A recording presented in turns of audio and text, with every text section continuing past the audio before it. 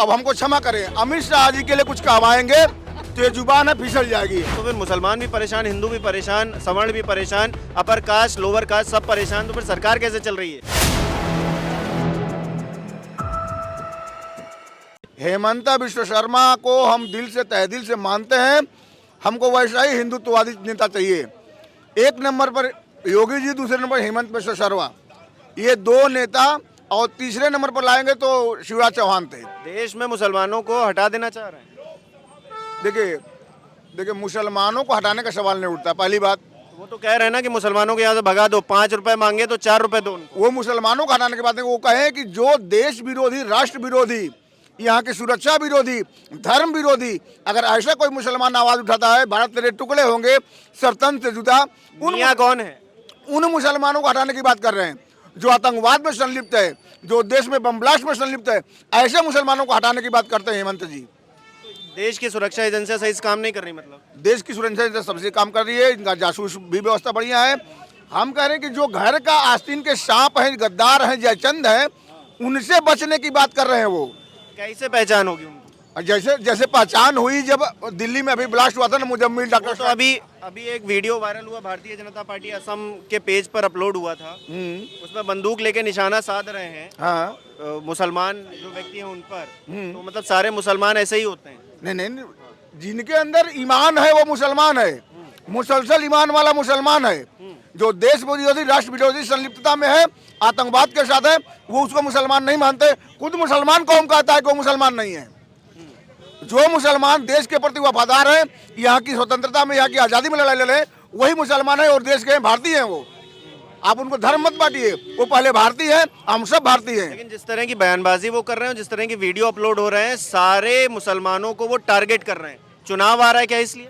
हर धर्म में, हर कौम में कुछ इस तरह के उकसाने वाले, भड़काने वाले, बांटने वाले लोग हैं। उन लोगों को बस पहचानना है। हम तो कह रहे हैं कि आज की जो राजनीति का जो स्तर है, वो राजनेता और राजनीति दोनों तो अपने स्तर को भूल गए हैं। जनता के हित में, देश के हित में सोचने वाला कोई नहीं रह गया है। हमको उनको चिन्हना है, उनको पहचानना है, और आने वाले मतदान में उन्हीं को जवाब दिया जाएगा। तो मतदान तो होगा, ठीक है वो तो, लेकिन यहाँ बंटवारा सिर्फ इसीलिए, ये बयानबाजी सिर्फ इसीलिए हो रही है।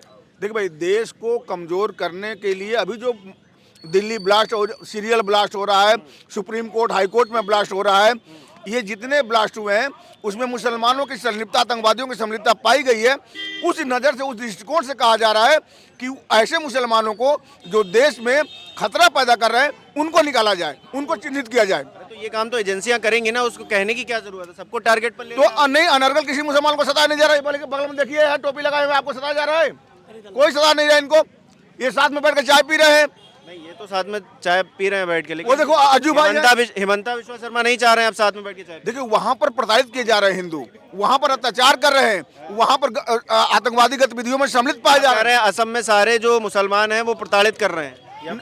नहीं, यातना का शिकार हुए हैं। उससे लगा हुआ बांग्लादेश है ना, तो बांग्लादेश से लगा हुआ है, तो उसी तरह की विचारधारा के लिए कुछ लोग हैं जो उस तरह की हरकत में संलिप्त है। उनके लिए हेमंता जी कह रहे हैं। आप कह रहे हैं जो हेमंता विश्व शर्मा बयान दे रहे हैं वो सही है? देखिए, ऐसे बयान सार्वजनिक तौर पर एक आधिकारिक पद पर बैठा हुआ व्यक्ति दे सकता है? हेमंता जी का एक ही बस विचारधारा है कि हम रहे न रहे, देश रहना चाहिए और देश की सुरक्षा। नहीं, मुझे तो ऐसा लग रहा है कि हम रहें और मुसलमान गायब हो जाएं। ऐसे मुसलमान जो देश विरोधी हैं, उनको भी नहीं रहने दिया जाएगा। नहीं, उनको तो ना रहने दिया जाए। हाँ, तो उसके लिए कानून व्यवस्था है, सरकार है, अदालतें हैं। जो देश के लिए समर्पित है वो तो रह ही रहे हैं, साथ में रह रहे हैं, कदम कदम पर रह रहे हैं, साथ चल रहे, कंधे से कंधे मिला के चल रहे हैं। ऐसी कोई नफरत की भावना नहीं। जो नफरत फैला रहे हैं उनको मारना है, उनको भगाना है। वो तो कहते हैं मियाँ को 5 रुपए मांगे तो 4 दो।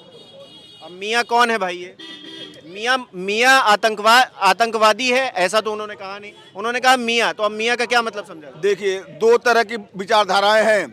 गांधी जी कहते थे कि अहिंसा परमो धर्म, भगत सिंह कहते थे कि ईंट का जवाब पत्थर से देंगे। तो हम दो विचारधाराएं हैं। आप किस, कहाँ पर कौन अप्लाई होगा, वहां पर वही फार्मूला अप्लाई होगा।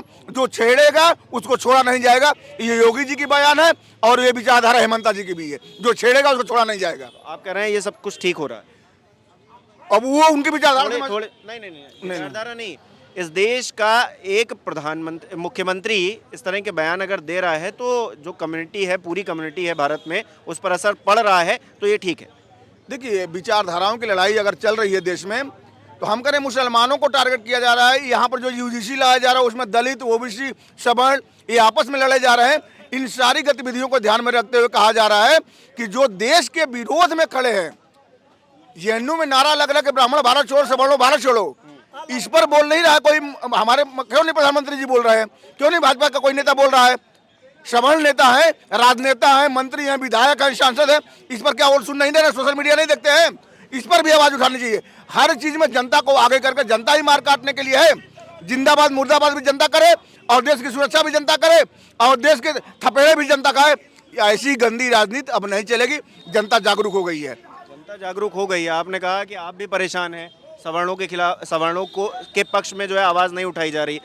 हाँ बिल्कुल, जिनको हम अपना प्रतिनिधि चुन के भेजे हैं तो जनता की आवाज बनकर संसद में और विधानसभा में क्यों नहीं उठा रहे हैं? किस तरह का कानून क्यों लाया जा रहा है जो आपस में टकराव पैदा कर रहा है? तो फिर मुसलमान भी परेशान, हिंदू भी परेशान, सवर्ण भी परेशान, अपर कास्ट, लोअर कास्ट सब परेशान, तो फिर सरकार कैसे चल रही है? देखिए, एक परिवार में 8-10 लोग रहते हैं। भाई साहब, बात घुमा घुमा के पत्रकार महोदय न करिए। एक घर में 10 परिवार मेंबर रहते हैं, सबकी विचारधारा है, कार्यशैली अलग अलग होती है। कुछ मुसलमान ऐसे हैं जो संलिप्त पाए गए हैं आतंकवादी गतिविधियों में, उनको पकड़िए। बिल्कुल हाँ, उनके खिलाफ किसने रोका है? उनके खिलाफ कार्रवाई करने की बात की जा रही है। जो वफादारी से इस देश में रह रहे हैं उनको तो रहना ही रहना है। उनको कौन हटा रहा है? कोई हटाने की बात नहीं कर रहा है। हिमंता बिश्वा शर्मा कोई आंकड़ा पेश किए हैं अभी तक कि हमने इतने मुसलमानों को जो संलिप्त थे उनको पकड़ा है या फिर भेज दिया है उनके देश? कार्रवाई शुरू कर दें। बुलडोजर वहां भी चल रहा है, धड़ाधड़ बुलडोजर वहां चल रहा है। आप देखिए, अतिक्रमण को लेकर, रिश्वतखोरी को लेकर, अवैध निर्माण को लेकर, अवैध घुसपैठियों को लेकर वहां चल रही कार्रवाई। और ये बुलडोजर हर प्रदेश में चलेगा। अभी 2 मुख्यमंत्री इस देश को मिला है, हेमंत बिश्वा और एक योगी जी। ऐसे मात्र 12 मुख्यमंत्री दे दीजिए, देश सुधर जाएगा। सुधर जाएगा से क्या मतलब है? सुधर जाएगा मतलब रास्ते पर आ जाएगा। फिर आपको नहीं समझ में आएगा कि अभी रास्ते पर नहीं है। अभी भाई, अभी तो कह रहा, अभी तो दिल्ली में अभी 1 महीना पहले हमला हुआ है ना। इस तरह की गतिविधियां कम हो जाएंगी, आपको देखने को नहीं मिलेगी। तो अमित शाह तो होम मिनिस्टर है, आप तो उनसे सवाल नहीं पूछते हैं? अमित शाह, अब हमको क्षमा करें, अमित शाह जी के लिए कुछ कहवाएंगे तो ये जुबान है फिसल जाएगी। अमित शाह जी, हम तो पूछ रहे हैं ना। अमित शाह अगर बांग्लादेशी हिंदुस्तान में आ रहे हैं तो होम मिनिस्ट्री की जिम्मेदारी है कि नहीं है? बिल्कुल जिम्मेदारी है। अगर यहाँ पर ब्लास्ट हो रहा है तो होम मिनिस्ट्री की जिम्मेदारी है कि नहीं है? बिल्कुल। खाली बयानबाजी देकर निकल जाएंगे? फेल्योर है, हम तो कह रहे हैं फेल्योर है। आज की डेट में मैं कह रहा हूँ अमित शाह जी की गतिविधियां फेल्योर है। उनकी शासन तंत्र, सुरक्षा तंत्र फेल है। अगर वो कह रहे हैं घुसपैठिया आ रहे हैं, बांग्लादेशी आ रहे हैं, पाकिस्तानी आ रहे हैं, आतंकवादी आ रहे हैं, तो उनकी होम डिपार्टमेंट को संभालने वाले अमित शाह जी की कार्यशैली फेल्योर है। यहाँ से मैं कह रहा हूँ।